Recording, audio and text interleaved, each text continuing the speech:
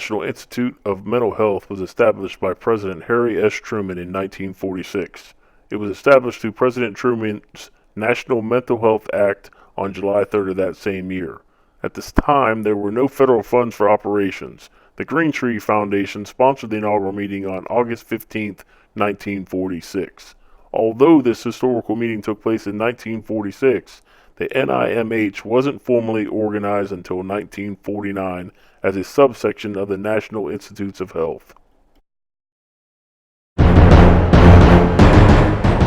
activities and effectiveness of the National Institute of Mental Health is directly affected by legislation passed down by Congress and the President of the United States.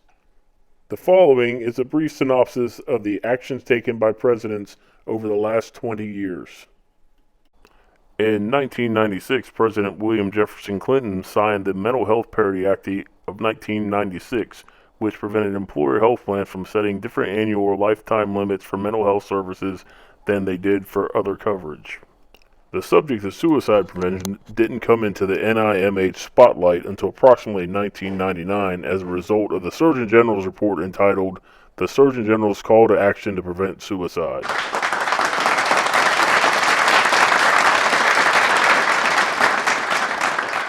Suicide in general has been a taboo subject to many for years. It is in part due to the foresight of Vice Admiral David Satcher and his team with the offices of the United States Surgeon General that efforts became directed at suicide prevention. On April 29, 2002, then President George W. Bush signed Executive Order 13263, known as the President's New Freedom Commission on Mental Health. The mission of this commission shall be to conduct a comprehensive study of the United States mental health service delivery system, including public and private sector providers, and to advise the President on methods of improving the system. No conversation regarding the nation's mental health can be had without mentioning the efforts of President Barack Obama. President Obama enacted the controversial Affordable Care Act in 2010.